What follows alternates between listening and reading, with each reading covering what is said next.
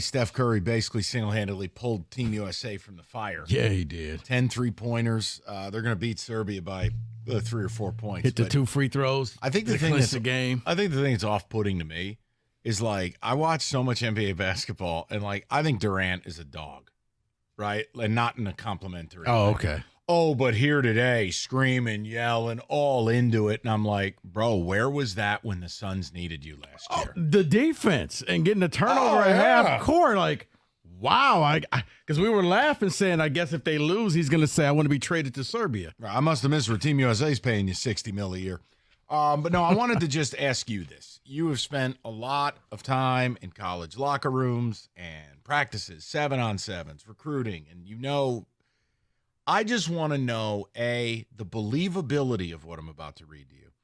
And then maybe just like, have you ever been around or seen something like this? These reports out of Colorado, which I don't totally believe, and I don't totally say no way. But Athlon talked to some former players. Quote, Deion Sanders' Colorado program, it's like a real-life Grand Theft Auto video game. One former player said. There are distractions with fights, guns, and money floating around. The environment is unlike any I've come from before.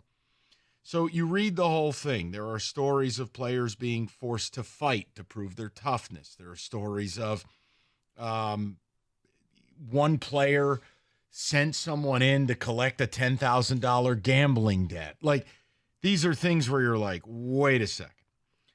Another story, days after a melee, the son of Kevin Mathis, who is Colorado's defensive backs coach, was asked to pay a player over a gambling debt in excess of $10,000. That's according to a former CU player. When Mathis refused, he allegedly proceeded to punch Allen repeatedly in the locker room. Players and coaches witnessing the assault.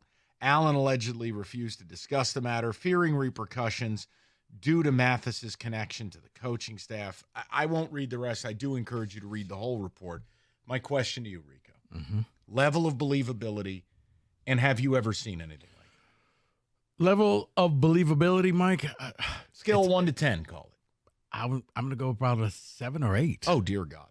I do, because when a story is so ridiculous, it's normally true, because it's almost like you can't make this stuff up. Like a guy in spy glasses in an opponent's correct. Stadium. Yes? Yeah, no. David, I did it for you. No, come on. But it was like, wait, is this real? But it was so over the top. Like, and then you saw, like, yeah, it really was true. Like, you couldn't put this in a Hollywood movie, because I would say, no, that doesn't really happen. But when you hear former players coming out and saying that, and maybe this is the reason why it's a turnstile, people transfer in and then they turn around and transfer right back out. And Deion has everybody wants to be his buddy and pal, so nobody's going to say anything bad about him. That, yeah, I do think that. I'm pretty sure Joel Klatt's drawing him a bath right now. It basically sounds like the way Suge Knight ran Death Row Records. Okay, so you've hit on something. Now, I admit this. I loved the idea of Deion Sanders because I'm in the interesting business. Deion coaching a team is interesting. But what I've seen so far, when you get beyond Gus and Joel, giving Deion a massage every week, and we look at the actuality of it, I can't tell you how disappointed I am. Because the one thing is, I remember when he was at Jackson State, always harping on players about discipline and harping on players about you have to be better men off the field, like real stuff. And I went, cool. Like, all right, this could work. There's none of that now. Now it's all just the loud stuff. So here's my question to you, right? So and if you say anything, well, you're just being a hater. That's the media who does that. You know it. You know it. Especially with those two Muppet babies that call Fox Big Noon. Before Cookies died, I said to him, I am leaning Colorado under this year. Their over-under is set at 5.5. Listen to this schedule. No, Cookies isn't dead. He just can't talk. He'll be back Monday. You tell me. Now, they're going to open up with what could be considered the number one FCS team, 1AA, North Dakota State. Then they're going to Nebraska. Then they're going to Colorado State. Then they're going to take on Baylor, who's ass. Then they're going to the bounce house, UCF. Then they're taking on a K-State team that's the favorite to win the Big 12 along with Utah. At Arizona, at Cincy, at Tech, home against Utah, who will dump truck them. Then they go at Kansas, which will be Arrowhead because they're not playing home games.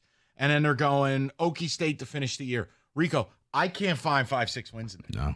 And, Mike, if everything is true, if any elements of these stories are true, they start losing, this team will fall apart because then it's just going to be us versus them. Then here's my question. Favorites versus the guys that, aren't his biological sons. And this is my question to you, right? You bring Deion Sanders to run your program, and I'm willing to put up with a lot. Next year, Shadur's gone, Shiloh's gone, Justin Hunter's gone, right? Who's left? He's not recruiting. He has not taken a single recruiting visit. Not one. Mm-hmm. You can read about this. Well, not and the one. fact that he said, no, once Hunter and my son leave, I'm staying. That's the kiss of death. You're really leaving.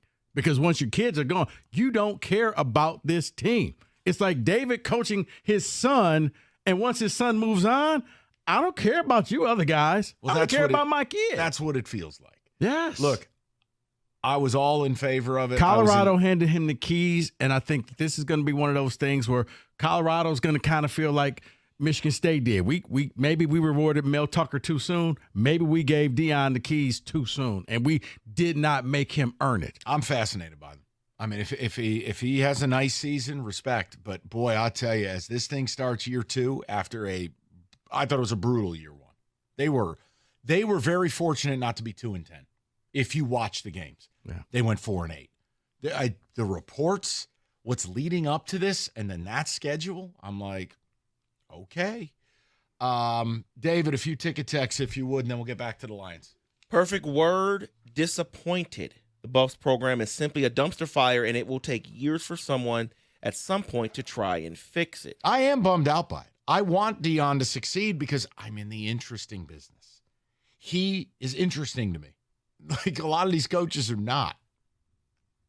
I'm going to pour out a bottle of ragu in memory of Jim Costa tonight. That's right. That's right. Bring some mostaccioli to the celebration of life for James Anthony Costa. Costaccioli. Someone saying, I don't know what to believe with Colorado because there are people saying that story is fake. I don't know what to believe, but it doesn't look good. I agree with you. I stay in the middle on this. Rico's right. It's so salacious. But when things are just that over the top, a lot of they're true because you don't make this type of stuff up. And David, I'm not trying to be funny, but yes, going back to the spy glasses.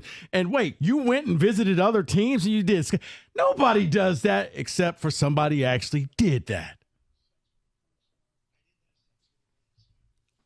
So, yeah, when the story's too over the top, I tend to believe it. Just like, case in point, just so people, I'm not bad. Okay, would you stop it? Okay. No, it's like when I remember, I think State had just played Richmond, and I got a phone call at 1 a.m. Hey, have you heard about Mel Tucker? What? That's crazy. And I heard the story, and I'm like, God, I think this may be true because it's so crazy. Turned out to be true. So I say that to say when something is just so over the top, I give it a lot of credibility, especially when it comes to college sports. Hey, there's a guy driving the AD's car, his wife's car. Oh, boy. Sounds like something out of the program, right? Read something, Mike.